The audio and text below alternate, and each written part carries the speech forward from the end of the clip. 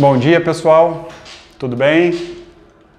Bom, hoje eu estou fazendo esse vídeo para falar sobre um assunto que eu venho percebendo durante os cursos e treinamentos, que é um assunto que muitas pessoas desconhecem, ou quando sabem muito superficialmente. Durante os cursos, quando a gente chega na parte de patologias, que a gente vai falar de algumas patologias, quando chega especificamente nesta patologia, praticamente ninguém sabe ou sabe muito pouco. Se provavelmente você não sabe dessa patologia, você pode estar fazendo um diagnóstico errado do seu paciente. Por quê? Porque essa patologia, ela se parece muito, em termos de sensação, dor do paciente, com a fascite plantar. Quantos pacientes você pega diagnosticado como fascite plantar e trata como se fosse uma fascite plantar?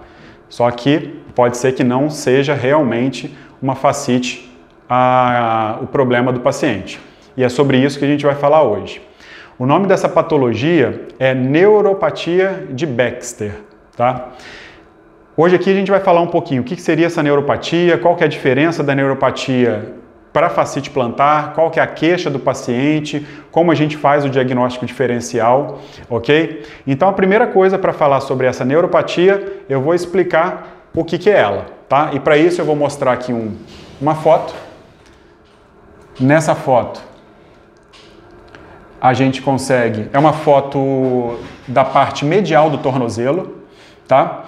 E aqui a gente consegue visualizar o nervo tibial, né, que desce pela parte posterior, chegando no tornozelo ele vai mais para a parte medial, para passar aqui abaixo do retináculo dos flexores.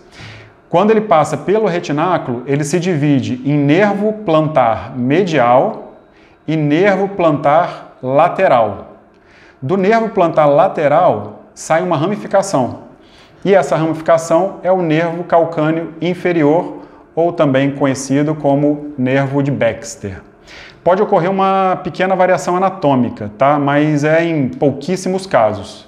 Na grande maioria, o que acontece é esse nervo calcâneo inferior saindo do nervo plantar lateral, ok? Então, o problema todo está justamente nessa ramificação, que dependendo da localização do trajeto, ela pode sofrer uma compressão. E essa compressão vai gerar uma neuropatia. E os pontos, os dois principais pontos, existem outros, mas são bem comuns, mas os dois principais pontos de compressão são entre o músculo quadrado plantar, que está aqui no fundo, e o abdutor do hálux, tá?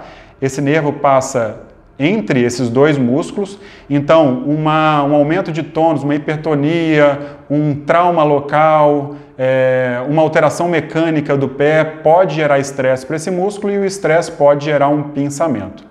Esse é o primeiro ponto. O segundo ponto, aqui está um corte no plano frontal, tá? Aqui mostrando novamente, ó, o nervo calcâneo inferior passando pelo quadrado plantar e abdutor do hálux, ele passa colado nos dois, então qualquer alteração de tônus, estiramento pode gerar um pinçamento. E depois um segundo ponto é justamente à frente da tuberosidade medial do calcânio, aonde se forma o esporão do calcânio, né, um entesófito. Aquele entesófito, ele pode causar um pinçamento mecânico no nervo calcâneo inferior e com isso gerar um quadro de dor, gerar fraqueza muscular. Fraqueza muscular por quê? Porque esse músculo, ele inerva o abdutor do dedo mínimo. Então depois eu vou mostrar um teste para a gente ver se realmente essa musculatura está afetada. Então esses são os dois principais pontos de compressão desse nervo, ok? Então vamos voltar aqui um pouquinho. Como é uma patologia que o paciente se queixa de uma dor muito parecida com uma fascite plantar, como que a gente faz para diferenciar uma da outra? Primeiro, paciente com fascite plantar, a queixa da dor vai estar bem na parte inferior do calcânio, às vezes um pouquinho mais medializada, tá? Porque essa inflamação acontece na tuberosidade medial do osso calcâneo, então pode ser inferior, às vezes um pouquinho só medializada, e numa área bem próxima dessa região, não se estende para o pé como um todo, não. Então, a primeira queixa de uma fascite, dor inferior ou um pouco medializada. Segunda queixa do paciente com fascite é dor nas primeiras pisadas do dia, ou seja, saiu da cama, vai dar aquelas primeiras pisadas, aqueles primeiros passos, a dor é muito forte. Ou então, quando está dirigindo por um tempo mais prolongado, quando vai sair do carro, vai dar as primeiras pisadas, a dor é muito forte. Isso é muito característico de fascite plantar. E o que acontece com a neuropatia de Baxter? A neuropatia de Baxter, primeiro, o ponto da dor não é o mesmo, normalmente não é o mesmo da fascite. Normalmente, o paciente se queixa de uma dor mais medializada. Ele não está inferior nem inferomedial, ele está um pouco mais medializada. Tá? Então, primeira coisa é a localização da dor, um pouco mais medial. Tá? Ele pode até se queixar de uma dor na parte inferior, mas provavelmente ele vai ter uma neuropatia de Baxter associado com uma fascite plantar, as duas coisas ao mesmo tempo.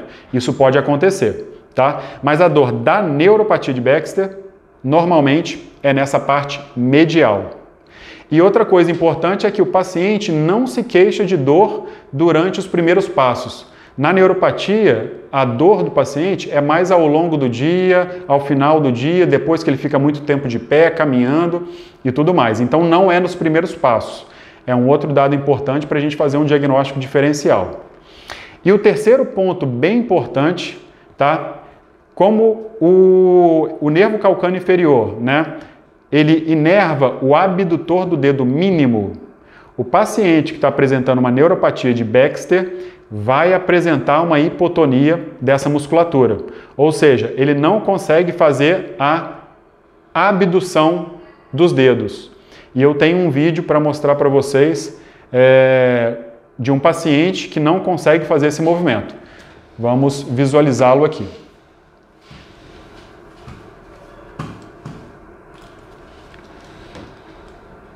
Bom, aqui é um paciente, eu vou solicitar para esse paciente realizar uma abdução do dedo e ele não consegue, ele faz todos os movimentos, flexão, extensão, adução, mas o dedo não abduz.